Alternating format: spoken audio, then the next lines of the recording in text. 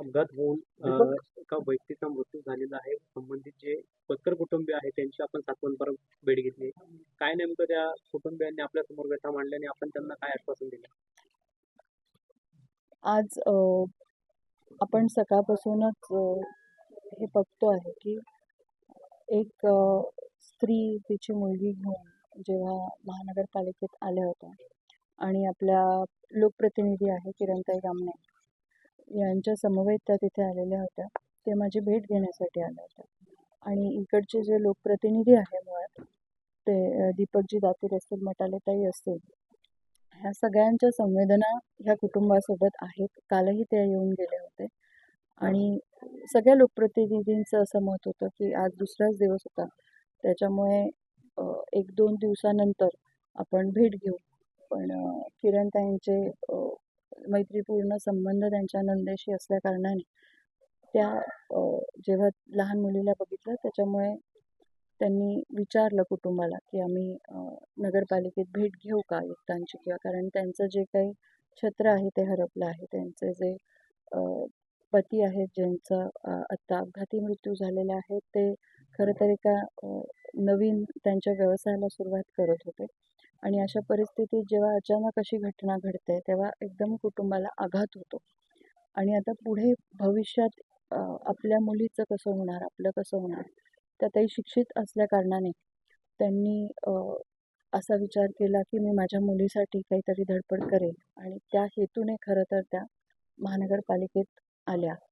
अ, आम्ही सकाळपासून, मी असेल, उपमहापौर असेल, आपल्याला माहिती आहे की सकाळपासून फील्डवर होतो. आज प्रत्येक गोष्टीचा आढावा आणि जे काही रस्ते आहेत, मुळात जे कारण आहे त्याला आपण ॲड्रेस करायला पाहिजे.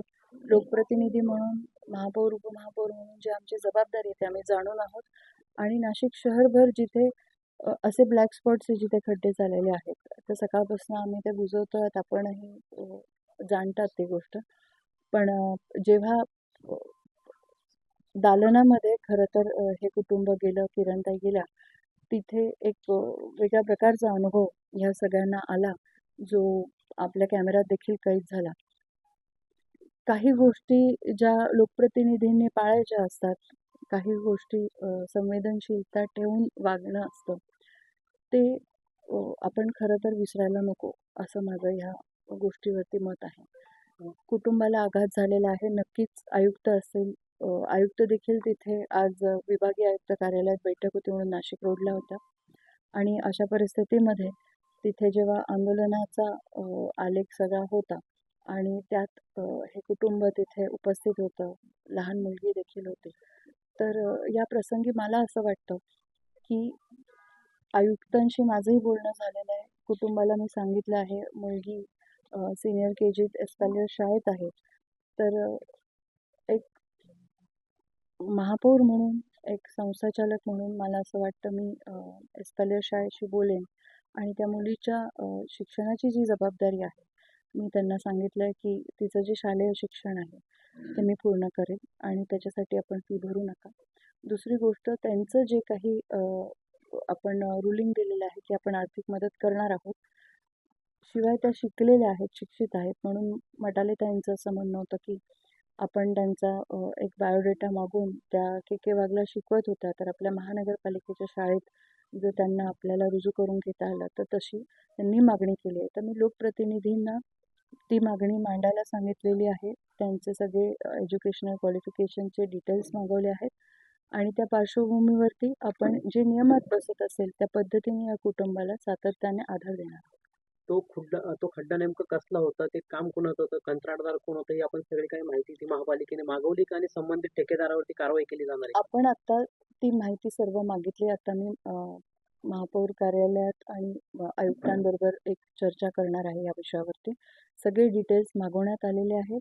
तो आजच्या जो खड्डा आहे तो बुजवण्यात येतोय. जिथे कुठे असे ब्लॅक स्पॉट्स आहेत, जसं मी तुम्हाला सांगितलं, त्याच मोहिमेत आम्ही सकाळपासून होतो आणि हा देखील खड्डा जिथे असेल किंवा कुठे कॉन्ट्रॅक्टर, मला जे काही समजलं आहे की ते खड्डा अव्हॉइड करायला गेले आणि त्यामध्ये त्यांचं गाडी स्लिप झालेली आहे आणि अशा गोष्टी युजुअली ते 4 व्हीलर वापरत होते, पण काल जवळच जायचं आहे म्हणून 2 व्हीलर घेऊन निघाले. तर हे कुणाच्या हातात नव्हतं, पण तरीसुद्धा ही जी सगळी चौकशी आहे त्याची सखोल चौकशी होणार. कंत्राटदार आणि इतर व्यवस्था, सुरक्षितता बोर्ड जर तिथे नसेल काम चालू असताना, तर नक्कीच त्या कॉन्ट्रॅक्टरवरती आम्ही गुन्हा दाखल करू. परंतु आता आपण शहरात बघितलं, आता ही 5वी घटना आहे. मग या 5 घटनांना जबाबदार कोण? आपण सातत्याने ह्या विषयावरती बोलतोय. मला असं वाटतं 2 कॉन्ट्रॅक्टर्स होते.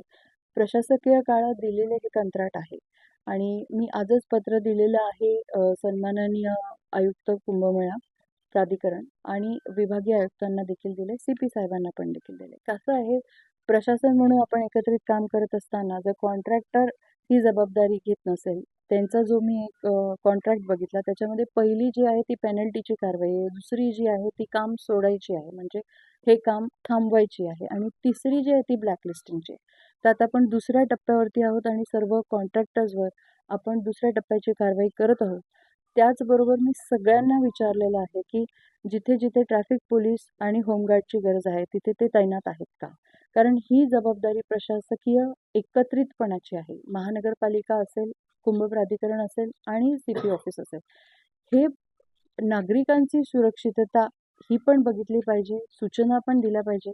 हे एकत्रित एफर्ट आहे आणि यामध्ये दिरंगाई जर कोणी पण केली असेल तर नक्कीच याची चौकशी होऊन ज्याची त्याची जबाबदारी फिक्स करण्याची ही वेळ आलेली आहे आणि नक्कीच ती आपण बघितलं असेल की मी सकाळीच अनाऊन्स केलं आहे की विशेष महासभा 7 तारखेला आहे आणि अतिशय गांभीर्याने सगळं सभागृह लोकांच्या पाठीशी उभं राहणार आहे आणि जे जे अधिकारी किंवा कंत्राटदार यात दोषी असतील त्यांच्यावर FIR होणार. काल जी घटना घडलेली आहे, खोतकर परिवारांच्या या दुःखामध्ये सांत्वन करण्यासाठी महापौर असतील, स्थानिक नगरसेवक आमच्या मटालेताई, दामिनीताई आणि दीपक भाऊ दातीर आणि सगळे त्यांना भेटलोय आता. ही घटना फार गंभीर आहे. यापूर्वी सुद्धा प्रभाग क्रमांक 26 म्हणजे अंबड लिंक रोडवरती एक घटना अशीच घडली होती. प्रभाग क्रमांक 9 मध्ये त्या ठिकाणी घडली होती. तसेच पेट्रोल विभागामध्ये त्या ठिकाणी सुद्धा अशी घटना 4 दिवसापूर्वी 1-1.5 महिन्यापूर्वी झाली. आणि काल त्या माऊलीचा सुद्धा त्या ठिकाणी उपचार घेत असताना दुर्दैवी मृत्यू झालेला आहे. अतिशय गंभीर बाब आहे. आता ताईंनी सांगितल्याप्रमाणे प्रशासकीय काळामध्ये हे सगळे कॉन्ट्रॅक्ट त्या ठिकाणी देण्यात आले होते, त्या एजन्सी होत्या आणि असं असताना एकीकडे हे असताना दुसरीकडे काम चालू असताना कामाची जी काही पद्धत आहे, सेफ्टी नॉर्म त्या ठिकाणी पाळले गेले नाही.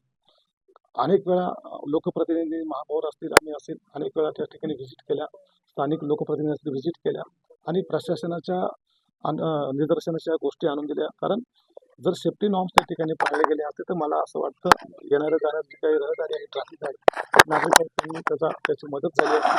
परंतु हे उल्लंघन झालेलं आहे आणि नक्कीच एक जणाला तुम्ही जे सांगितलं ते प्रभाग क्रमांक 9 मध्ये ते एक सर्व्हिसमॅन होते, त्यांना ही मदत महापौरांच्या रुलिंग प्रमाणे जे सभागृहात लोकप्रतिनिधी मागणी केली होती आणि रुलिंग प्रमाणे त्या ठिकाणी 10 लाख रुपयाची आर्थिक मदत त्या कुटुंबाला झालेली आहे. आणि येणाऱ्या काळामध्ये सुद्धा आता महापौरांनी सांगितलं की 7 तारखेला विशेष महासभेचं आयोजन त्या ठिकाणी केलेलं आहे.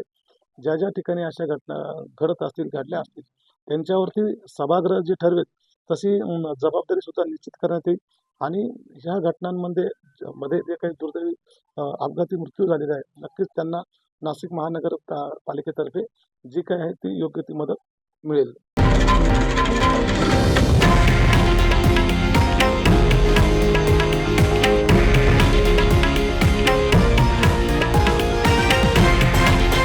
हे आहे देशातील नंबर 1 न्यूज नेटवर्क आणि आपण पाहत आहात TV9 मराठी, एकमेव.